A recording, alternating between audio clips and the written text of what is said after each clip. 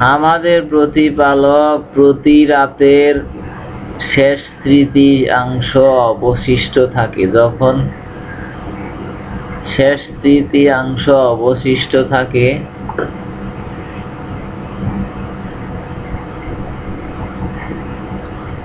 তখন পৃথিবীর আসমানে অবতরণ করেন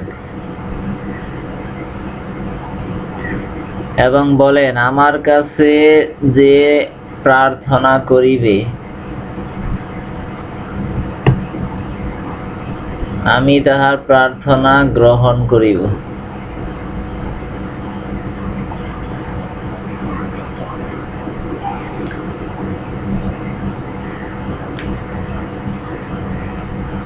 আমার কাছে যে চাহিবে আমি তাহাকে দান করিব।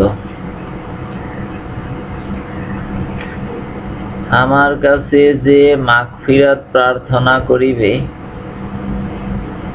তাহাকে আমি মাফ করিয়া দিব।